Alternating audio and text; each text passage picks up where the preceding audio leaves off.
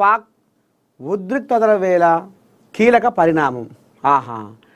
ఇప్పుడు మన ఇండియాకు పాకిస్తాన్కు పంచాయతీ అవుతుంటే ఇప్పుడు బలూచిస్తాన్ వెనకడికి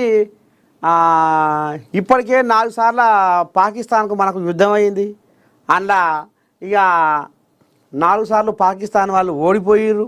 అయినా సిగ్గు లజ్జ లేకుండా ఈ ఉగ్రవాదులను పెంచి పోషించుకుంటా దేశ సంపద అప్పులు తెచ్చి మొత్తం వీళ్ళకే నూకుతురు. ఎవరికి? ఉగ్రవాదులను పెంచాలి, పోషించాలి, వాళ్ళని తినబెట్టాలి, తాగబెట్టాలి, బయట దేశాల మీదకి ఉసిగొల్పాలి, పక్క దేశాల మీదకి ఉసిగొల్పాలి. ఇక ఇదే వీళ్ళ కథ. ఆడ తిండికి తిప్పలకు లేక రోడ్ల మీదకి వచ్చి జనాలు బువ్వా అన్నం ఆకలి అని అలవాటిస్తుంటే వాళ్ళ కళ్ళల్లో నీరు ఏరులై పారుతున్నా కానీ ఈ పాకిస్తాన్ బడవగాళ్లకు సిగ్గి లజ్జ లేదు. వీళ్ళకి ఏమన్నా అయితే గిచ్చి పంచాది కావాలి. ఇక ఇప్పుడు పక్కపొంటి బలూచిస్తాన్ వీళ్ళు ఎప్పటి నుంచో పోరాడుతుర్రు. మా మీద మీ పెత్తనం ఏంది, మామూలు ఎక్కడ గొడవ కూడా చేస్తుర్రు అని ఇక మరి ఒకప్పుడు వీళ్ళ మీద పాకిస్తాన్ వాళ్ళు పోరాటం చేసి యుద్ధం చేసి దీన్ని పాకిస్తాన్ కలుపుకురు బలూచిస్తాన్. ఇప్పుడు మా దేశం మాకు కావాలి, అట్లయితేనే మేము బాగుపడతాము, మీ చేతుల్లో ఉంటే మాకు నరకయాతన, మేము బతకలేము అని ఇప్పుడు వీళ్ళు ఏం చేస్తారు? వెనకడికి ఇప్పుడు 4 సార్లు యుద్ధం చేస్తే పాకిస్తాన్కు ఇండియాకు యుద్ధం జరిగితే ఇక మరి ఆ యుద్ధంలో పాకిస్తాన్ 4 సార్లు ఓడిపోయింది. అప్పుడు ఆ యుద్ధం జరుగుతున్న సమయంలో ఈ పాక్కు భారత్కు యుద్ధాలు జరుగుతుంటే ఒకప్పుడు బంగ్లాదేశ్ కూడా ఏర్పడ్డది. ఏది ఈ యుద్ధాల వలన. ఇప్పుడు బలూచిస్తాన్ కూడా ఇదే అదును ఆడంగా భారత్ పొడుస్తుంది, గట్టిగా పొడుస్తుంది. ఇక్కడ మనం కూడా చిన్నగా జ్వరవాడి ఇప్పుడు మనదేందో మనం ఇప్పుడు అదును అంగు ఇదే కాబట్టి చిన్నగా దండలాడదామని ఇక ఇప్పుడు ఈ బలూచిస్తాన్ వాళ్ళు కూడా దేశం కోసం వాళ్ళు ఇప్పుడు నడుము బిగించురు, కంకణం కట్టుకురు. చూడాలి మరి. అందుకనే ఢిల్లీలో రాయబార కార్యాలయం కోసం భారత్కు విజ్ఞప్తి. భారత్ పాక్ ఉద్రిక్తతల వేళ కీలక పరిణామం చోటు చేసుకోబోతుందట. బలూచిస్తాను స్వాతంత్ర్య ప్రకటనగా మరి చూద్దాం రేపు ఇంకా ఏం జరుగుతుంది, వీళ్ళ పోరాటం ఎందాకు వస్తుంది. ఆలయాల్లో పూజలు చేయాలి, భారత ఆర్మీకి పూర్తి మద్దతుగా ఉన్నాం, అధికారులకు మంత్రి కొండా సురేఖ ఆదేశాలు. ముందుగాల భారత ఆర్మీ అని మరి సురేఖక్క మాత్రము ఒక ఆయవన ముచ్చట లేవనెత్తింది. మరి పూజలు చేయరు.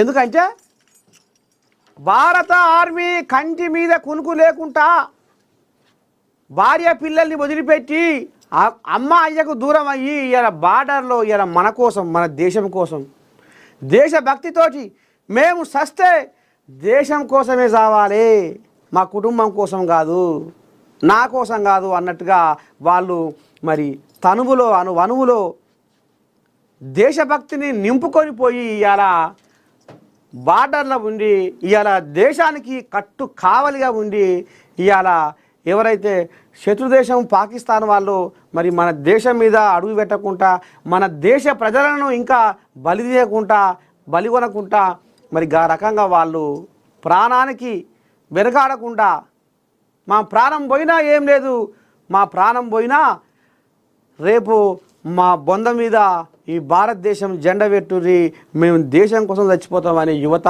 మరి ఎంతోమంది మన ఆర్మీలో చేరిరు. ఇవాళ పాకిస్తాను మరి 400 డ్రోన్లను పంపించింది. ఇంకా ఏదేదో వాళ్ళ ఉపాయాలు చేస్తూ ఉన్నారు. కానీ ఎక్కడికక్కడ మన భారత ఆర్మీ వాళ్ళను ఎప్పుడు వాళ్ళు ఏం పంపిస్తుర్రు, ఏం చేస్తుర్రు అని కంటి మీద కునుకు లేకుండా ఎప్పుడు నిఘా పెట్టి చూస్తుర్రు.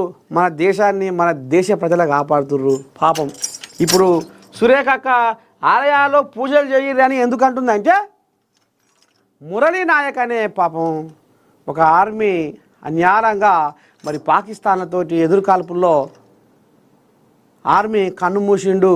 మరి ఒక్కసారి ఆయన ఆత్మకు శాంతి కలగాలని మనస్ఫూర్తిగా నేను కోరుకుంటుంది. నింగికి నిచ్చెన వేదుమా, తొంగి తొంగి నిన్ను చూదుమా, ఓ నింగికి నిచ్చెన వేదుమా, తొంగి తొంగి నిన్ను చూదుమా, ఓ ఏడ ఉన్నావో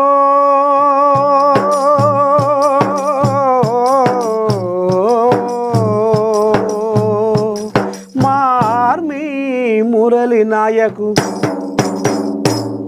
మా పిలుపు విన్నావా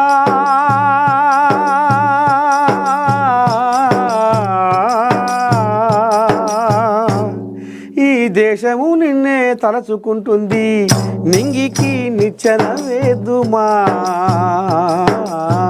తొంగి తొంగి నిన్ను చూద్దుమా ఓ ఒక్కసారి మరి మన ఆర్మీ దేశ రక్షణ కోసం దేశ ప్రజల ప్రాణాలను కాపాడడానికి కంకణం కట్టుకొని దేశ సరిహద్దుల్లో ఇవాళ ఆయనే పాకిస్తాను ఎదురుకాల్పుల్లో మరి కన్ను మూసిన మరి మురళీ నాయక్ మళ్ళొకసారి ఆయన పవిత్రమైన ఆత్మకు శాంతి కలగాలని మళ్ళొకసారి నేను కోరుకుంటుంది. అందుకనే మరి దేవాదాయ శాఖ మంత్రి కొండ సురేఖక్క ముంగడికి వచ్చి మన భారత ఆర్మీ సురక్షితంగా ఉండాలి, వాళ్ళు క్షేమంగా ఉండాలి, వాళ్ళు మంచిగా ఉంటేనే మన దేశం బాగుంటుంది, మన దేశ ప్రజలు బాగుంటారు, మనం బాగుంటాము, ప్రతి కుటుంబం బాగుంటుంది అనేది మరి ఆమె కోరుకుంటుంది. మరి సురేఖక్క మాట విని ఆలకించి అందరూ మరి మీ ఊర్లల్లో మీ మండలాలల్లో మీ జిల్లాలల్లో మీ రాష్ట్రాలల్లో అందరూ మరి మన భారత ఆర్మీ అందరూ క్షేమంగా ఉండాలి, మన భారతదేశం మరి గెలుపు